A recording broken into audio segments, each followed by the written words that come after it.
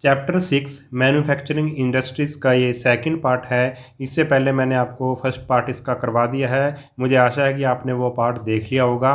तो मैं हर बार यही बात कहता हूँ आपको कि लेसन वीडियो देखने से पहले आपने एक बार लेसन को खुद से ज़रूर पढ़ना है, और वीडियो देखने के बाद भी एक दो बार लेसन को खुद से पढ़ना है, तो आपको बिल्कुल अच्छे से समझ में आ जाएगा। ठीक है, तो वीडियो देखने से पहले एक बार लेसन को पढ़ना बहुत ज़्यादा ज़रूरी है।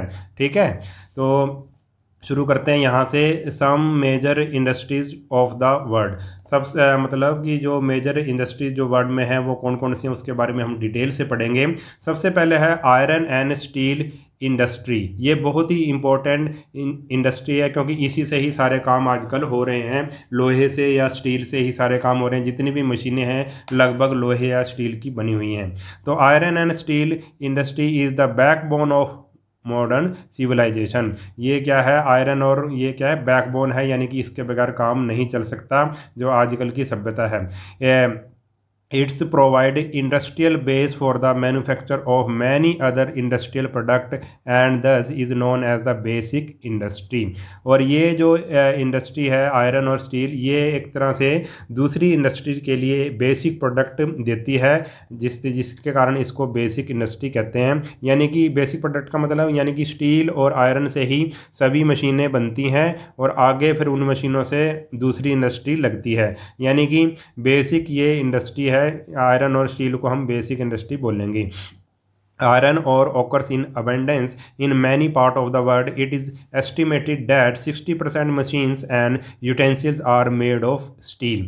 जो आयरन ओर है वो लगभग पूरी दुनिया में बहुत अधिक मात्रा में पाया जाता है, और ये एस्टिमेट किया गया है कि 60% मशीन और 65% मशीन और यूटेंसिल्स यानी कि बर्तन वगैरह किससे बनते हैं, स्टील से ही बनते हैं पूरी दुनिया में। The iron and steel industry is widely distributed in the world. और ये आयरन और स्टील इंडस्ट्री है वो पूरी दुनिया में फैली हुई है। In the USA Alabama state, America में Alabama state, the Atlantic coast and the Great Lakes region are the main producer. ये इसके मेन प्रोड्यूसर हैं। इन यूरोप में कौन कौन से हैं, it is well distributed in France, Germany, Italy, UK and Ural mountain region in the Russia. ठीक है, ये ऐसी जगह हैं जहाँ पर जो स्टील इंडस्ट्री है वो बहुत ज़्यादा फल फूल रही है। China, India and Japan are the other major producer of iron and steel in Asia. और इसी तरह एशिया में कौन कौन से हैं भाई, चाइना, इंडिया और जापान, ये मेन प्रोड्यूसर हैं स्टील के। आगे आ गया भाई, the art of manufacturing iron and steel is believed to be known to India over 1000 year before Christ.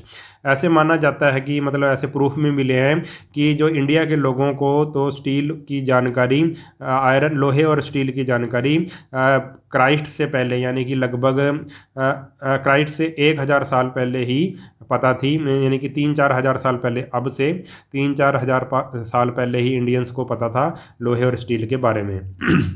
The rust free iron pillar at Qutub Minar in Delhi is standing proof of the quality of iron produced in the country.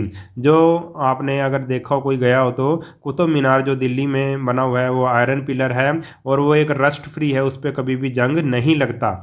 Rust free iron है वो।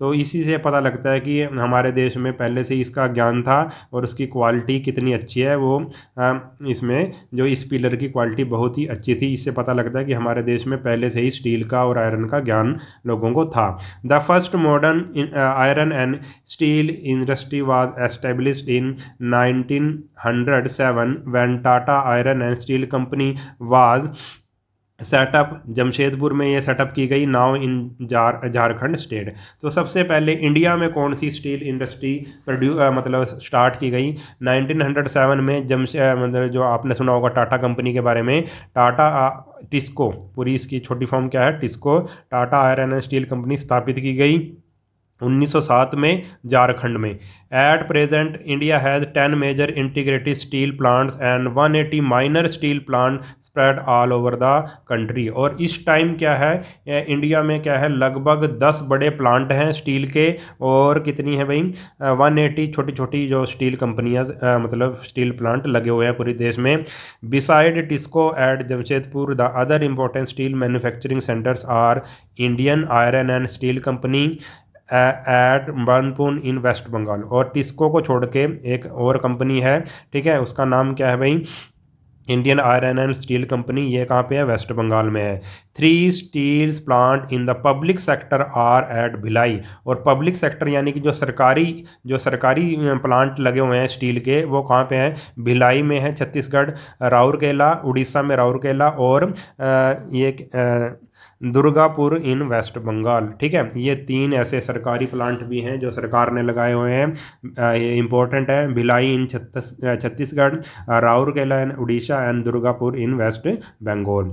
There are under the management of Steel Authority India. ये तीनों plant किसके under आते हैं भाई, steel authority of India यानी कि सेल, SAIL, इसके अंडर आते हैं। ये एक सरकारी आप लगाओ सरकारी संस्था है and undertaking of the government of India. ठीक है, ये सारे क्या किसके अंडरटेकिंग है, किसके अंडर आते हैं, ये गवर्नमेंट ऑफ इंडिया के अंडर आते हैं। Numerous other major and minor plant are spread all over peninsular India which is known for its large reserve of iron और कोल एंड लाइमस्टोन। इसके अलावा भी बहुत सारे दूसरे छोटे बड़े जो स्टील प्लांट पूरे पेनिनसुलर इंडिया यानी कि जो भारत का जो ये वाला पार्ट है, देखो पेनिनसुलर इंडिया क्या होता है, पेनिनसुला का मतलब क्या होता है, पेनिनसुला का मतलब ऐसा होता है ऐसी ज़मीन जो 3 तरफ से वाटर से घिरी हुई हो।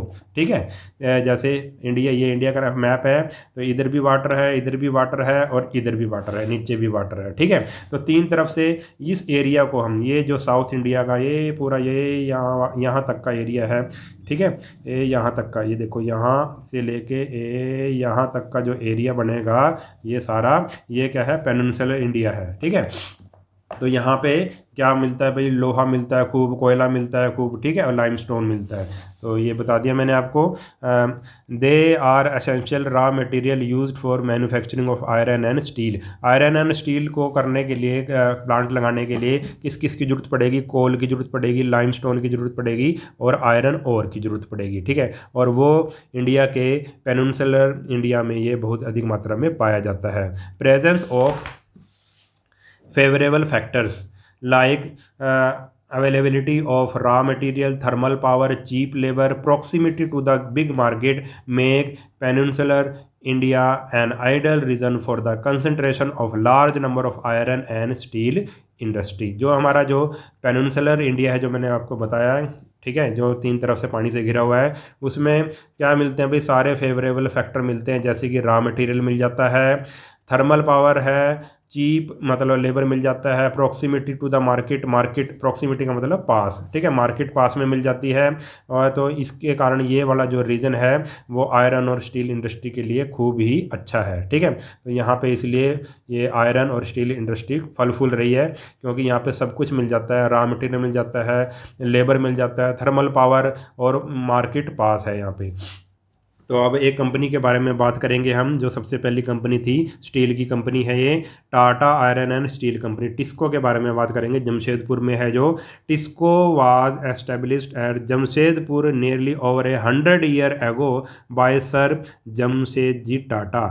आज से लगभग 100 साल पहले इसका स्थापना की गई थी, जब हमारे देश में किसका राज था, अंग्रेज़ों का राज था। अंग्रेज़ों के टाइम में ये कंपनी बनी थी। It had a fascinating beginning as it led to founding a new city by the late Jamsetji Tata at Sakchi which was named after as Jamshedpur. तो ये इसकी शुरुआत बहुत ही अच्छे ढंग से की गई थी, और ये किसने रखा था भाई, लेट जमशेदजी टाटा, उन्होंने इसका निर्माण किया था, शुरुआत की थी। ठीक है, और जगह का नाम था साकची, मगर अब इसका नाम क्या रख दिया गया है, जमशेदपुर रख दिया गया है। It is located in Singhbhum district of Jharkhand state. ये कहाँ पे है, झारखंड में है, और डिस्ट्रिक्ट का नाम क्या है, सिंहभूम डिस्ट्रिक्ट है। The city enjoy advantage location as it surrounded by. और जो ये शहर है जो जमशेदपुर जिसको हम कहेंगे अब, ये क्या है भाई, it is this city enjoy advantage location, advantageous location as it is surrounded by beautiful Dalma hills of the Chota Nagpur plateau and Subarnarekha and Kharkai rivers. ये जो शहर है ये किस किस से घिरा हुआ है भाई? डालमा हिल्स है इसके चारों तरफ, छोटा नागपुर प्लेटिया है, और क्या है भाई? सुवर्णलेखा और खारकई रिवर्स हैं, दो दो नदियां भी हैं इसके आसपास। These river provide abundant water supply to the plant for its various activity. और जो ये दो नदियां हैं सुवर्णलेखा और ये वाली नदी जो है, ये क्या है, प्लांट को एक तरह से पानी की सप्लाई करती हैं, क्योंकि स्टील प्लांट के लिए पानी की बहुत ज़्यादा ज़रूरत पड़ती है। The area surrounding Jamshedpur are in rich in mineral ore like coking coal from Jharia and iron ore, limestone and manganese from Jamadoba, नाउम मुंडी एंड वेस्ट बोकारो। अब ये जो एरिया है जमशेदपुर का, इस एरिया के आसपास बहुत ज़्यादा मिनरल मिलते हैं, जैसे कि कोल मिलता है, आयरन और मिलता है, लाइमस्टोन मिलता है, मैग्नीज मिलता है। यानी कि ये एरिया इंडस्ट्री लगाने के लिए बहुत ही बढ़िया एरिया है। ये इसके आसपास ही सब कुछ मिल जाता है। देखो पानी भी मिल गया और मिनरल्स भी मिल गए, जिसका यूज़ हम स्टील प्लांट में करते हैं। It has its thermal electricity plant, और इस मतलब इनका खुद का ही थर्मल इलेक्ट्रिसिटी प्लांट है। And reason is and the reason is served by a good road rail network and in with in easy reach to Calcutta port. और मतलब यहाँ पे रेल का नेटवर्क भी अच्छा है, जैसे अगर सामान एक जगह से दूसरे जगह पर भिजवाना हो तो रेल नेटवर्क भी अच्छा है, रोड भी अच्छी है, और कनेक्टिविटी भी है कलकत्ता पोर्ट के साथ इसकी अच्छी। अब आगे आ गया Jamshedpur now serves as a major industrial city with a large range of industry located here like truck manufacturing, tin plates, iron sheet, locomotive, rails, wheels and sleeper for railway, beside manufacturing iron and steel on a large scale. देखो जमशेदपुर के आसपास ही बहुत सारी industries लग चुकी हैं, जैसे कि truck manufacturing, tin plates manufacturing, iron sheets, locomotive, rails, wheels, ये सारी इंडस्ट्री भी इसके चारों तरफ लग चुकी हैं। क्योंकि इन सभी इंडस्ट्री के लिए किसकी ज़रूरत पड़ती है? आयरन की ज़रूरत पड़ती है, स्टील की ज़रूरत पड़ती है। It employs a large number of people and this generate wealth through manufacturing activity in the region. It employs यानी कि ये जो प्लांट लगा है इस रीजन में बहुत से मतलब लोगों को क्या मिला है? एम्प्लॉयमेंट मिली है, काम मिला है। इससे लोगों को क्या मिला है? एक तरह से वेल्थ मिला है, यानी कि धन उनका बढ़ रहा है through manufacturing activity in the region. इस जो रीजन में मैन्युफैक्चर की एक्टिविटी होती है उससे लोगों को काम मिल रहा है, और लोगों का जो मतलब लोगों पैसे कमा रहे हैं इससे। ठीक है, तो आगे भाई, do you know world major iron producing countries are China, Australia, Brazil, India, Russia, South Africa, USA, Canada and Sweden. ये कुछ ऐसी कंट्रीज़ हैं जो बहुत ज़्यादा आयरन और या स्टील का उत्पादन करती हैं। नेक्स्ट है भी दूसरी है कॉटन टेक्सटाइल इंडस्ट्री। ये इसमें कपड़े वगैरह बनेंगे या फिर जो फाइबर से रिलेटेड चीज़ें वो बनेंगी। The word textile is derived from the Latin word. इस लेटिन वर्ड से टेक्सटाइल वर्ड निकला है। मीनिंग, इसका मीनिंग क्या होता है? इसका मीनिंग होता है वीव। वीव का मतलब होता है बुनना। It is used broadly for cotton fibre, yarn, jute and synthetic fibre. तो कॉटन टेक्सटाइल इंडस्ट्री में क्या क्या आ जाएगा? यार्न आ जाएगा, जूट आ जाएगा, सिंथेटिक फाइबर आ जाएगा, कॉटन फाइबर आ जाएगा। The textile manufacturing is one of the oldest, diverse and most widespread industry in the world। और ये जो टेक्सटाइल इंडस्ट्री है ये बहुत ही पुरानी इंडस्ट्री है। इसमें क्या, और ये पूरी दुनिया में फैली हुई है। Despite the wide spread mechanization of textile and garment market making, a large part of textile product are still made by hand spinner and hand weavers in many part of the world। अब मतलब अब तो मशीनी युग आ गया, मशीनों से सब कुछ बनता है, कपड़ा वगैरह बनता है, मगर अभी भी कुछ ऐसे मतलब देश हैं जहाँ पे हैंड स्पिनर, हाथों से और हाथों से बुन के क्या बनाया जाता है भाई? कपड़ा बनाया जाता है। The modern mechanized textile industry was first developed in Britain. सबसे पहले कहाँ से शुरुआत हुई थी इसकी? मशीनों के द्वारा कपड़ा कहाँ बनाया गया था? ब्रिटेन में बनाया गया था। Later it was spread to China. बाद में China, Europe, India, Korea, Thailand, United State और दूसरे देशों में भी चला गया, फैल गया। दूसरे देशों में भी मशीनों से कपड़ा बनने लगा। The textile industry in the world are usually located where power and labour supply are in abundant. और ये जो कपड़ा बनने की इंडस्ट्री है, टेक्सटाइल इंडस्ट्री है, वो कहाँ पर लगाई जाती है? जहाँ पर एक तो पावरफुल हो, यानी कि बिजली वगैरह की समस्या ना हो, और लेबर आसानी से मिल जाए। At global level Bangladesh, China, India, Japan, Korea, Thailand, United Kingdom, United State and many countries of Europe are important producer of textile product and export them to different country of the world. और ये कुछ ऐसे देश हैं जो textile का उत्पादन करते हैं और दूसरे देशों को भी क्या करते हैं, ये अपना सामान बेचते हैं। आगे आगे अभी India has Asian tradition of producing cotton textile. और इंडिया में तो ये बहुत ही मतलब पुराने समय से हो रहा है। द हैंड वूवन क्लॉथ, जो हाथ से बना हुआ कपड़ा, was reported to manufactured during the period of Indus valley civilization of India. ये देखो, आपने पढ़ा होगा इसके बारे में, Indus valley civilization of India, यानी ये बहुत पुरानी हमारी सभ्यता थी। उस टाइम से, यानी कि आज से हज़ारों सालों पहले भी लोग, यहाँ के इंडिया के लोग हाथों से कपड़ा बुनते थे। Today the cotton textile is the largest industry India. और ये इंडस्ट्री सबसे बड़ी इंडस्ट्री है इंडिया में। It gives employment over 35 million person. ये इसने कितने लोगों को काम दे रखा है? 35 मिलियन पर्सन को काम दे रखा है। Which means 20% of the industrial labour is absorb in this industry. लगभग जितने भी इंडस्ट्री हैं उसका 25%, ठीक है, लेबर मतलब उसमें लगा हुआ है। कौन सी? टेक्सटाइल इंडस्ट्री में लगा हुआ है। देखो, इतना काम दिया है इसने, कपड़ा, मतलब ये जो टेक्सटाइल इंडस्ट्री है ये इतनी बड़ी इंडस्ट्री है। अब now let us compare the cotton industry of Japan and India. Japan और इंडिया का इसने एग्जांपल लिया है। देखते हैं भी क्या है इसमें। सोर्स ऑफ वाटर सप्लाई, देखो पानी की जरूरत पड़ेगी तो जापान में रिवर योडो है वो देती है। और अहमदाबाद में जो हमारा प्लांट लगा हुआ है वो उसमें कौन देती है भाई? रिवर साबरमती नदी है वो देती है। Source of raw material, Japan कहाँ से मंगाता है raw material? Import cotton from China, Egypt and USA. कहाँ कहाँ से मंगाता है भाई? जापान का अपना तो होता नहीं, दूसरे देश से मंगाता है, फिर वो कपड़ा बनाता है। चाइना से मंगाता है, इजिप्ट से मंगाता है और यूएसए से मंगाता है वो कॉटन। मगर जो इंडिया के जो किसान है वो तो इंडिया में ही कॉटन लगा लेते हैं, तो गुजरात से आता है ये कॉटन, ठीक है। आगे है, in early years most of the cotton textile mills are located in Gujarat and Maharashtra. शुरू के जो साल थे जब शुरुआत हुई थी इसकी इंडिया में, तो कहाँ पे थे भाई? गुजरात और महाराष्ट्र से इसकी शुरुआत हुई थी। कॉटन मिल्स जितनी भी लगी थी, कॉटन को बनाने की जितनी भी फैक्ट्रियाँ लगी थी, यानी कि कपड़ा बनाने की जितनी भी फैक्ट्री लगी थी, वो गुजरात और महाराष्ट्र से उसकी शुरुआत हुई थी। Availability of cotton, humid climate, proximity to market and developed means of transport have contributed toward spread of this industry to over 80 towns and cities of India। और जैसे जैसे समय बीतता गया, जहाँ पे कॉटन मिलेगा, ह्यूमिड क्लाइमेट होगा, यानी कि मतलब एक तरह से गर्म और नमी वाला क्लाइमेट होगा, और मार्केट पास होगी, तो धीरे धीरे ये डेवलप हुआ। और ट्रांसपोर्ट के अगर मीन्स ऑफ ट्रांसपोर्ट अच्छा है तो ये होने के कारण अब ये धीरे धीरे 80 टाउन्स में ये फैल चुका है। 80 टाउन्स में फैक्ट्रियां लग चुकी हैं कॉटन बनाने की।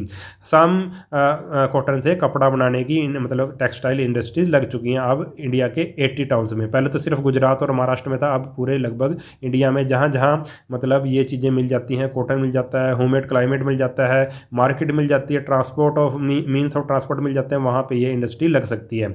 सम important centre in India are Ahmedabad. और एक इंपॉर्टेंट सेंटर कौन सा है? अहमदाबाद है, सूरत है, वडोदरा है। इन गुजरात में कौन कौन से सेंटर हैं? अहमदाबाद, सूरत और वडोदरा। ग्वालियर, इंदौर एंड उज्जैन इन मध्य प्रदेश में कौन कौन से हैं? ग्वालियर, इंदौर और उज्जैन में ये फैक्ट्रीज लगी हुई हैं, मिल्स लगी हुई हैं कपड़ा। और मुंबई, पुणे, सोलापुर। और महाराष्ट्र में 3 जगह पे हैं ये कपड़ा मिल्स, मुंबई, पुणे और सोलापुर। और चेन्नई, कोयम्बटूर एंड मदुरई इन तमिलनाडु में ये हैं 3। और आगरा, कानपुर, मोदीनगर एंड मुरादाबाद इन उत्तर प्रदेश में ये 4 शहर हैं। And the Howrah and Murshidabad in West Bengal. और वेस्ट बंगाल में हरोरा और मुर्शिदाबाद, ठीक है। यहाँ पर ये इंडस्ट्रीज लगी हुई है, मतलब टेक्सटाइल इंडस्ट्री। अब कॉटन टेक्सटाइल इंडस्ट्री अहमदाबाद। अब एक एग्जांपल ले रखा है कि अहमदाबाद में कैसे मतलब क्या क्या किया जाता है, टेक्सटाइल मिल्स कैसे चलाई जाती हैं।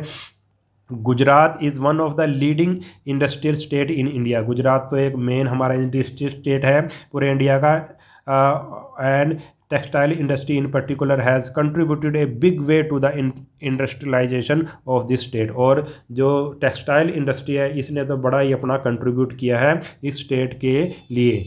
The state is well known for its power loom spinning weaving and silk dyeing mills spread all over the state. अब ये जो गुजरात है ये अपना किसके लिए मशहूर है भाई? पावर लूम स्पिनिंग के लिए, ये मशीन होती है जो कपड़ा बुनने की होती है। वीविंग एंड सिल्क डाइंग, और डाइंग करने के लिए सिल्क को, और मिल, ये सारी जो मशीनें हैं यहाँ पे ये सारी क्या है भाई, बहुत ज़्यादा मशहूर हैं पूरे जो गुजरात में ये मतलब फैली हुई हैं। Ahmedabad use to call the Manchester of India. Ahmedabad को मैनचेस्टर ऑफ इंडिया भी कहा जाता है because of the concentration of a large number of cotton textile mills, क्योंकि यहाँ पे बहुत ही बड़ी संख्या में कॉटन टेक्सटाइल मिल्स हैं। It is second largest textile industrial centre after Mumbai. ये मुंबई के बाद ये दूसरा सबसे बड़ा सेंटर है। It is located on the bank of the river Sabarmati. ये नदी साबरमती के पास है। The city is situated in the heart of the cotton growing belt and has warm and humid climate which is favorable for spinning and weaving।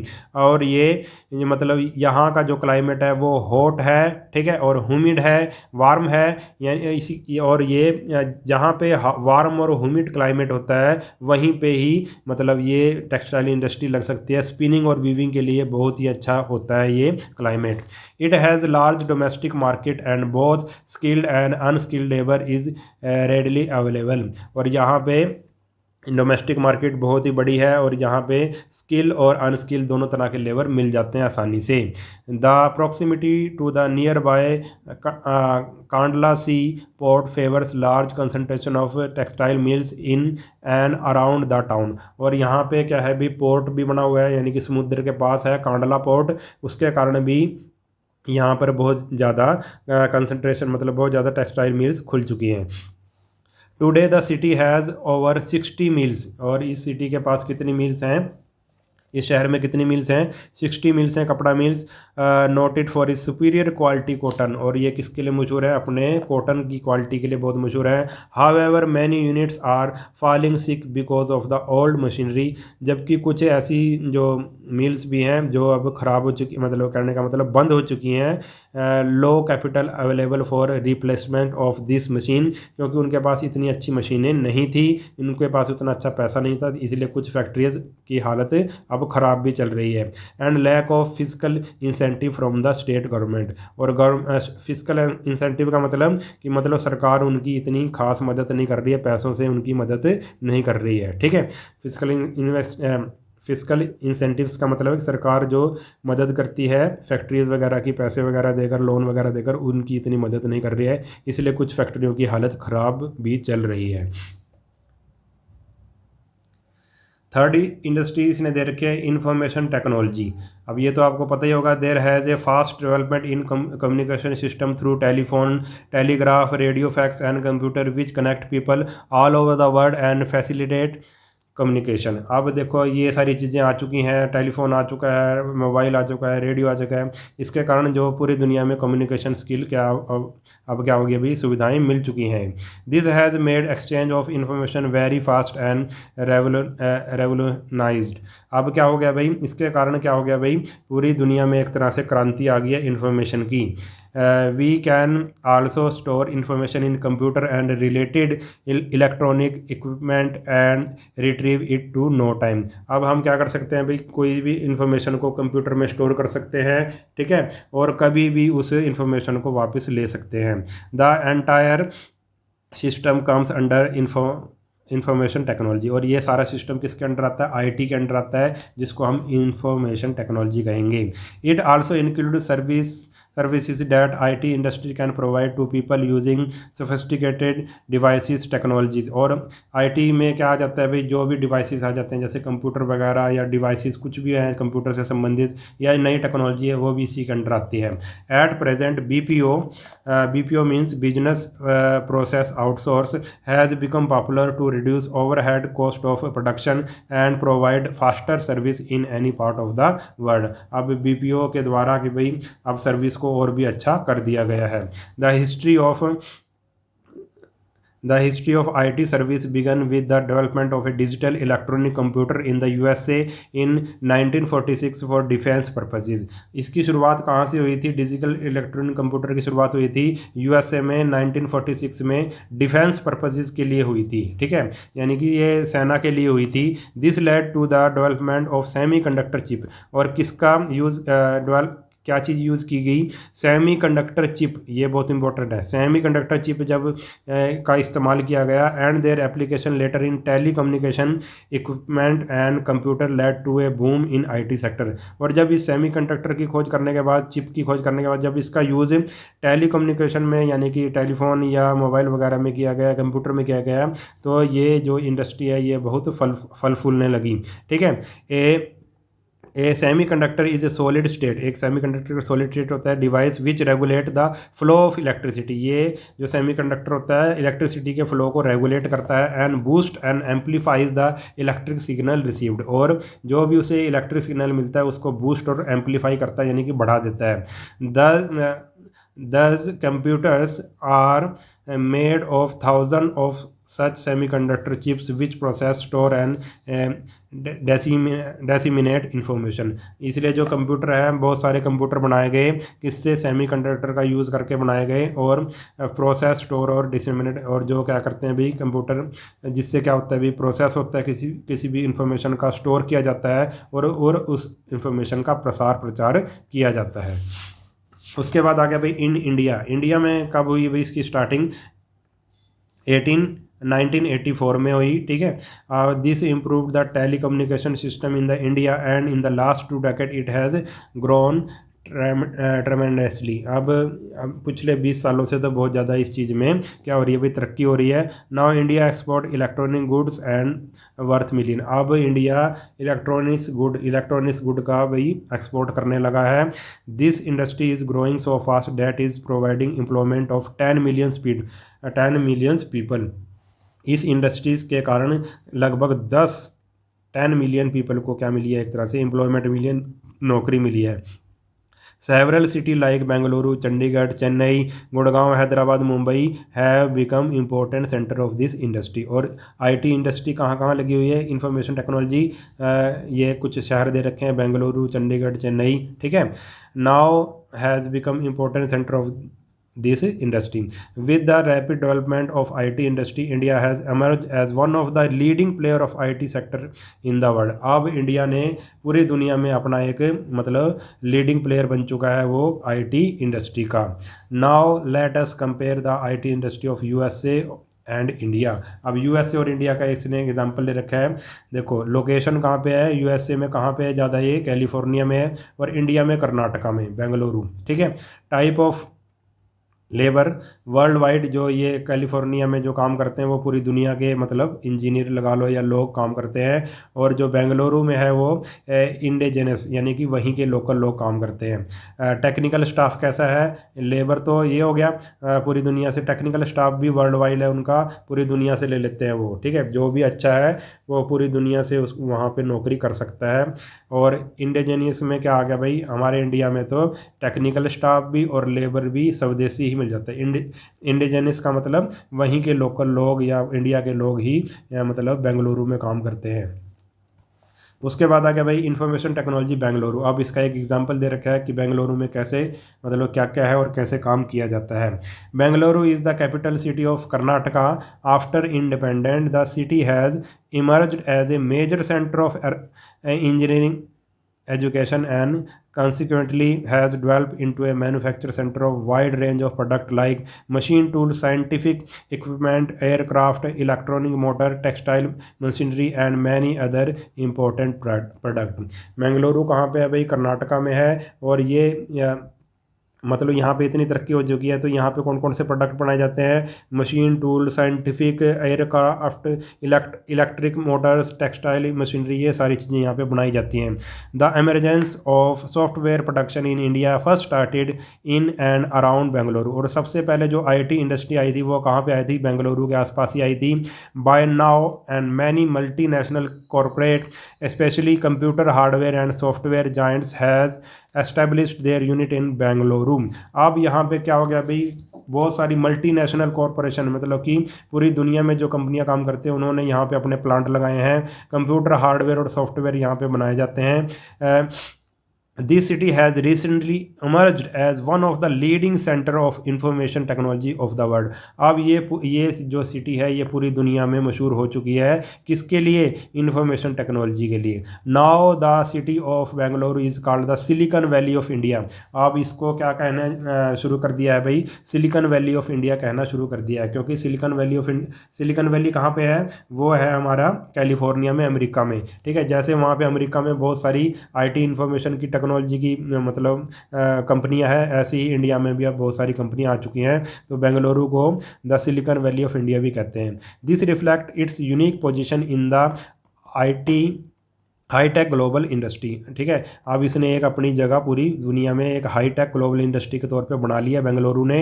A large pool of well qualified and relatively low cost scientific and technical personal proficient in English represent the ideal work force at Bengaluru which has made it's competitive in global economy. यहाँ पे क्या है अभी बेंगलुरु में, क्या है अभी, well qualified है यहाँ पे लोग, और साइंटिफिक लो कॉस्ट साइंटिफिक मतलब यहाँ पे लो कॉस्ट में मिल जाते हैं, टेक्निकल पर्सन मिल जाते हैं आसानी से, और प्रोफिशेंट इन इंग्लिश, यानी कि इंग्लिश उनकी बहुत अच्छी है बोलने में। तो इसी कारण ही बेंगलुरु क्या बन चुका है, पूरी दुनिया में कंपटीशन दे रहा है, पूरी दुनिया की कंपनीज़ को क्या दे रहा है, बेंगलुरु एक तरह से कंपटीशन दे रहा है।